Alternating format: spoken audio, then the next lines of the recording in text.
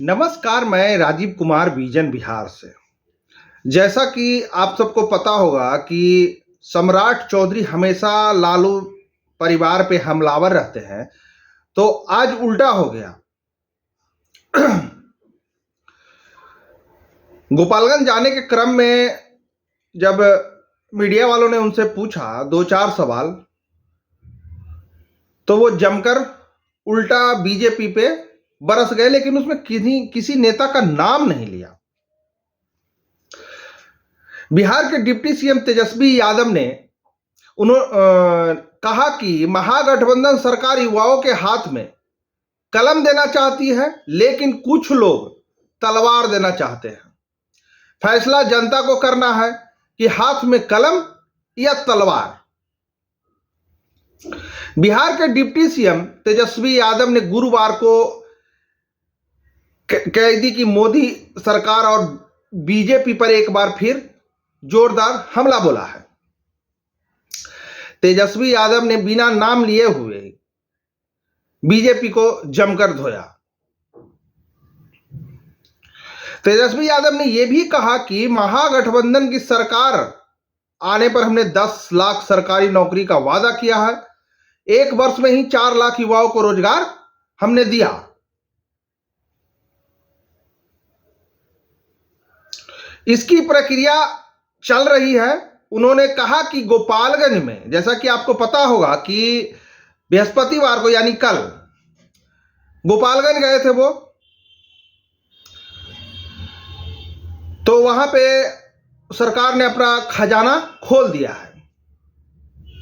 अब क्या क्या हुआ गोपालगंज में मैं आपको बताता हूं। गोपालगंज में शवदाह गृह व 100 बेड के 2 वृद्ध आश्रम बनाए जाएंगे। मीरगंज भोरे पथ को 30 करोड़ की लागत से डबल लेन बनाया जाएगा। जिले में 300 करोड़ की लागत से मेडिकल कॉलेज का निर्माण किया जाएगा। मेडिकल कॉलेज निर्माण के प्रस्ताव को 1 माह पहले कैबिनेट में पास करा दिया गया है। अब निविदा के प्रक्रिया चल रही है। कॉलेज को जल्द ही शिलान्यास किया जाएगा।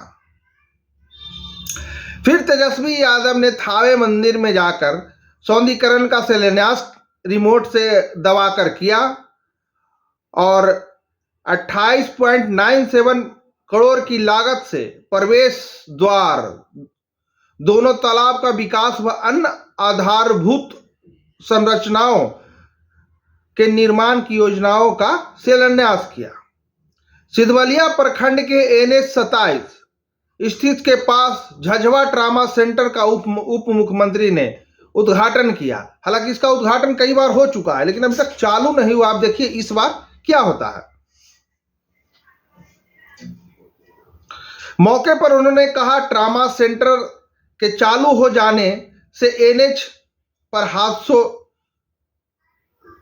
में जख्मी होने वाले को तुरंत इलाज की सुविधा मिलेगी। बात तो उनका कहना सही है। अगर NH पे ट्रामा सेंटर हो जाएगा तो वहां पे जो भी रोड एक्सीडेंट होते हैं उनको तत्काल वहां सुविधा मिलेगी। इससे कितने व्यक्ति की जान बच सकती है और बच जाती भी है। तेजस्वी ने फिर कहा कि उन्होंने वादा अपना पूरा किया है। यहां ऑक्सीजन प्लांट है जो 1 मिनट में 250 लीटर ऑक्सीजन तैयार करता है। ट्रामा सेंटर में ऑक्सीजन युक्त 40 बेड है। मुजफ्फरपुर से गोरखपुर 250 किलोमीटर के बीच में यह पहला ट्रामा सेंटर है। इसे पूर्वी चंपारण, मुजफ्फरपुर, सारण और सिवान के लोगों को बहुत लाभ मिलेगा, लेकिन चालू होगा तब। और जहां तक ऑक्सीजन प्लांट की बात है, तो कोरोना काल में सरकार ने यह आदेश दिया था कि सभी सदर हॉस्पिटल में एक एक ऑक्सीजन प्लांट लगाया जाए। लेकिन वो बढ़िया बात है कि वहां पे ट्रामा सेंटर में पहले से लगा हुआ और 40 बेड पे ऑक्सीजन युक्त बेड सुचारू रूप से चल रहा है। लेकिन पब्लिक तक कितना इसका जाएगा या फिर सिर्फ उद्घाटन तक ही रह जाएगा, इसका होगा या नहीं होगा, इसकी कोई गारंटी नहीं देता है कि हाँ जी इतने तारीख तक यह हॉस्पिटल चालू होगा। या जैसा कि उन्होंने कहा कि 4 लाख का वैकेंसी का मैंने प्रक्रिया शुरू कर दिया है, वो सॉरी प्रक्रिया में है, लेकिन उसका क्रियाकलाप कब दूर किया जाएगा इसका कोई निश्चित तिथि नहीं है। यही सबसे ज्यादा दयनीय है स्थिति है। जैसे कि आप टेंडर निकालते हैं तो उसमें तिथि लिखा हुआ रहता कि इतने दिन के अंदर आपको पूरा करना है। उसी तरह से सारे नेताओं को भी अब ये बताना होगा कि इतने दिन के अंदर ये काम पूरा होगा, इतने दिन के अंदर निर्माण पूरा होगा, इतने दिन में मेडिकल कॉलेज चालू हो जाएगा। लेकिन उसका कुछ नहीं है, क्योंकि अभी चुनावी मौसम आने वाला है, तो सिर्फ उद्घाटन का ही दौर चल रहा है। और स्वास्थ्य विभाग का क्या हाल है वो आपको पता ही होगा। एक अधिकारी पे भ्रष्टाचार को आरोप लगा हुआ है, लेकिन उस पर कोई कार्रवाई नहीं हो रही है। मैंने बहुत बार एक्स पे मैसेज भी किया है टैग करके बिहार के माननीय उप मुख्यमंत्री और स्वास्थ्य मंत्री को कि मेरे पास सारा प्रूफ है, लेकिन उधर से कोई जवाब आज तक नहीं आया कि लगभग 6 महीने हो गया है। अब देखिए कब आता है। धन्यवाद। मेरा नाम राजीव कुमार है, और जो ये वीडियो यूट्यूब से देख रहे हैं वो हमारे चैनल को सब्सक्राइब कर दें, और जो ये वीडियो फेसबुक से देख रहे हैं हमारे फेसबुक पेज को फॉलो कर दें। और छोड़ जाते हैं 1.5 मिनट के उस वीडियो के साथ जिसमें कि तेजस्वी प्रसाद यादव बीजेपी के नेताओं पर हमलावर हैं। धन्यवाद।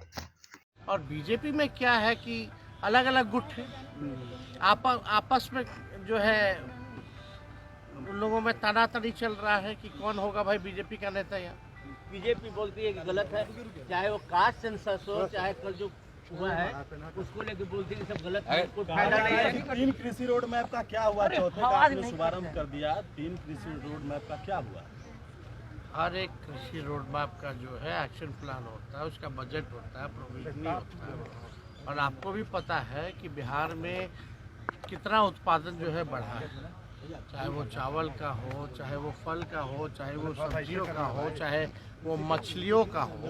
तो ये सब उनको तो जानकारी है, कुछ भी बोलते रहे, उससे क्या फ़र्क पड़ने वाला है।